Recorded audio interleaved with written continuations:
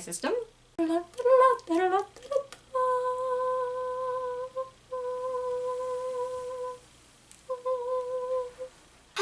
Hello, I know it's been a long time, no see, because now that Amanda has finished with her writing hiatus for the year, we can get back to our regularly scheduled programming. This is a microphone right here, in my hand. It's invisible, but it's there. Okay, so as you know, Star Wars is being released tomorrow. Technically, it's open tonight! For those of us who have tickets to opening night. I said those of us because I'm going to see it tonight, in a matter of hours. Star Wars, The Force Awakens, Episode 7, the re-emergence of the Star Wars series. I'm so excited, and gosh, I hope it's good. But okay, we're not here to talk about Episode 7, although technically everything leading up to this point has just been preparing us for Episode 7, but what I'm really here to talk about today, the rest of the stuff that I've read in the Star Wars canon so far. So let's get started. Now, the last time that we spoke, I was getting ready to read these 3 books. First up, we're going to talk about Smugglers Run, a Han Solo and Chewbacca adventure by Greg Rucka. The thing with these stories is that they all take place in between the movies of the original trilogy. So this one happens to take place in between the episodes A New Hope and The Empire Strikes Back, because let's face it, putting something after Empire Strikes Back would have been really difficult for Han. I liked this story. I did not have any big problems with the story. Han is being Han, and he and Leia have interactions, which are good, and I liked everything about the story. I think I gave it like 4 stars. It's essentially anything that we can come to expect from a Han Solo and Chewbacca adventure. The other thing about this series is on the back of every single book it says, hidden within the story are clues about the highly anticipated new film Star Wars The Force Awakens. So of course, as you're going through these books, you're looking at it, trying to figure out every single detail that could possibly be a clue to Episode 7. And it will drive you nuts, because literally almost everything in these stories could or could not be a clue as to what's going to happen. So when they say that there are hints about what's coming up, they're saying essentially anything in the story could lead to something that's going to happen in the movies. The big thing is that one of the new characters to appear in this book also appears in one of the other books. And so I've got my eye on this character. His name is Immat. He is one of the rebels. He is a lieutenant, I believe, at this time. And yeah, so he plays an important role in this story, and then he's also playing a kind of an important role in the other story, so I definitely have my eyes on him. But the thing about this is, so many things that happen could come back in Force Awakens. So if you're reading this trying to predict what's going to happen in Force Awakens, just don't. Literally anything in the story could come back up in Force Awakens. So if you're trying to find clues, good luck. Good luck. Each of these books start with a prologue and end with an epilogue. So what they are is that in the prologue and the epilogue, it is present time, as in, well, what I can only assume as the time of Force Awakens. So during the time of Force Awakens, somebody talks to a character and they tell this story. In this one, happens to be an old guy in a bar who starts telling these people this story about the fastest and the best ship in the galaxy. So we get to see little snippets of the characters that we're familiar with in the new setting of Force Awakens, but we actually don't get any like specific details. So on the one hand, it's super cool. On the other hand, it drives me completely nuts because I wanted more information. These books will probably be more entertaining to read after seeing Force Awakens, because you'll just know a little bit more about what's going on, and you'll be able to see the breadcrumbs that they actually wanted you to be seeing after you know what the breadcrumbs are. So 4 stars for Smugglers Run. This one was really fun. I really didn't have any problems with it. Everybody was in character, and it just whetted my appetite, and I wanted more.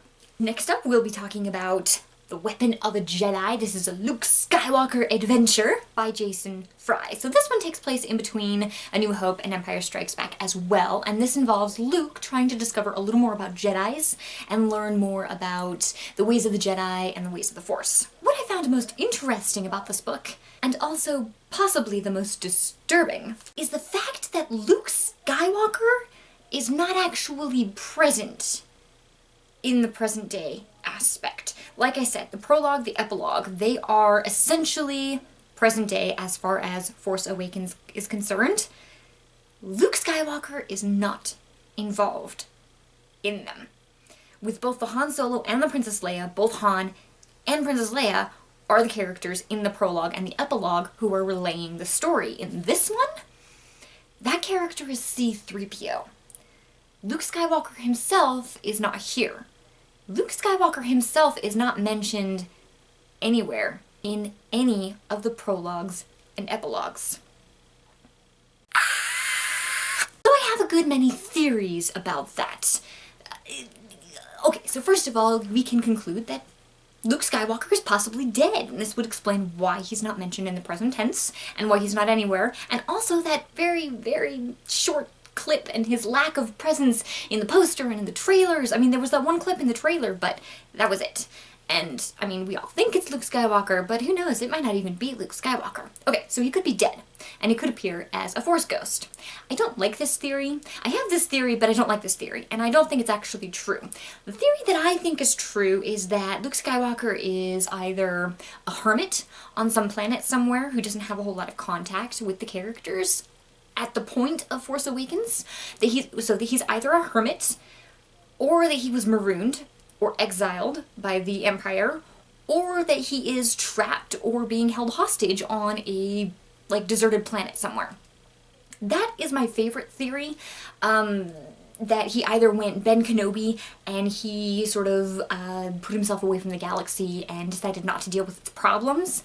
Obviously I'm hoping that there's going to be like some huge character development there for that, but I don't mind this theory that he's become a hermit like Obi-Wan, and that he is either waiting for something or he has withdrawn himself from the conflict in the Force. I don't know. Something. There would be some kind of explanation. I like the idea of him having been exiled to a deserted planet somewhere that the Alliance doesn't know about. I like that one a lot better just because it means that Luke Skywalker didn't give up on the universe. So those are my two working theories, the ones that I really, really like, and that's what I'm thinking. That's what yeah, that's my theory. So that's my theory because of what I read in this book. Just because Luke Skywalker wasn't actually present in the present tense. Yeah, so the story itself that is told is fun. Like I said, Luke Skywalker's trying to learn more about being a Jedi, and he runs into some trouble, of course. Empire trouble, bounty hunter trouble, all kinds of trouble. And again, there are so many characters mentioned that could potentially come back in Force Awakens that it's ridiculous. Yeah, the big thing with this one also gets 4 stars, but the big thing with this one is just the theories that I'm developing about Luke Skywalker and his lack of presence in all of the posters and the trailers and everything up to this point. I mean, do you guys have any theories about what's going on with Luke Skywalker? Because I draw the line at he went to the dark side. That did not happen. It's not happening. It's Luke Skywalker. It's not happening. The end. But other than that, do you guys have any theories? Share. I want to hear theories. I mean, we're all gonna know in like 24 hours, but I want to hear theories. Moving Target, a Princess Leia adventure by Cecil Castelluccia and Jason Fry. This one. This is the one that I was the most excited for because in rewatching the original trilogy, I realized just how awesome a character Princess Leia is. She's an awesome character, but she's also an awesome female character, especially having come out of the 70s. I usually don't notice that because I'm not always looking for specifically awesome female characters. I just like characters. But in the Star Wars original trilogy, it was very obvious just how awesome Princess Leia was. So I've become very much a Princess Leia fan within the last year. And so I was most excited to read this book, even more excited to read this one than the Han and Chewie adventure with Han Solo. But the thing with this book is I got halfway through it and I had to put it down because I was having issues with it. They were talking about duty, and Leia was looking around at all the people in the Alliance who were sacrificing themselves and everything that they loved in order to help the Alliance and to do what needed to be done for the Alliance. And so she starts struggling with this idea of her duty versus what she wants to do and all of this. And in the back of my head, all I can think of is their leading up to Han and Leia isn't gonna happen. Han and Leia isn't gonna happen. Han and Leia isn't gonna happen. She's gonna pick the Alliance over Han. Han and Leia isn't gonna happen. So, they never actually say that. This book takes place in between Empire Strikes Back and Return of the Jedi. So she is actually dealing with the loss of Han, and she's struggling with not being able to go after him. And that's part of the issue with her struggling with duty, is because she wants to go and find Han, but her duty is with the Alliance and she can't leave them right now, and people around her are dying to protect her because she is the symbol of hope for the Alliance. And so she has to deal with all of this all at once, and she's trying to justify her actions for duty and trying to justify her inactions for what she wants in the name of duty. And so just this question. Okay, so the Han and Leia thing, Han and Leia has to happen. For me, it has to happen because it's already happened. It's already canon because it has been so deeply ingrained in people's minds for over 30 years that Han and Leia happens. My big fear is that they're going to make it in Force Awakens that Han and Leia has not happened, or that it never happened to the extent that it happened in the original canon, which everybody knows and loves. I mean, Star Wars geeks, every Star Wars geek knows and loves. And I'm having issues with that because I have just been inducted into this, what I'm calling the classic canon, because you can't just erase that from history. All of that is still there in all of the minds of all the Star Wars geeks. So while she's struggling with this question of duty versus her own desires, that's all I can think about is this Han and Leia question, and it was giving me issues. I couldn't deal with it. I had another book to read, so I just read it. So it never actually addresses that Han and Leia doesn't happen. In fact, at the end of the story, she's talking with Luke, and Luke has figured out that Han is still in Carbonite and he's still in Jabba's palace, and she's like, I'm in. I don't care what they tell me at the Alliance, I'm coming to help you get him. So at the end of the story, she does choose to do what she thinks is right and what she thinks is the right thing to do over what her duty supposedly is. So that gives me hope, but I'm also not totally convinced. So the Han and Leia question is the big question for me going into Force Awakens. I realize that sounds kind of lame. I mean, Han and Leia, dude. Anyway, Moving Target was a fun book. It also gets 4 stars, and these are all great fun. Like I said, they'll probably be more fun after we see Force Awakens, because then we'll actually be able to see what hints they were trying to give us beforehand, because there are just so many things that could possibly be what's going into the movie that it's really just hard to narrow it down.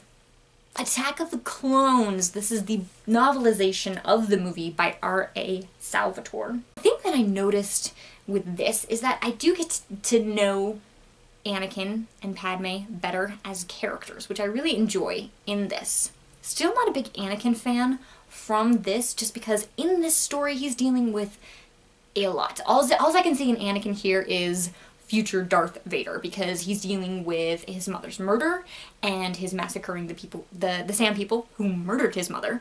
There's also the whole, if people won't do what's right, then they should be made to do what's right thing.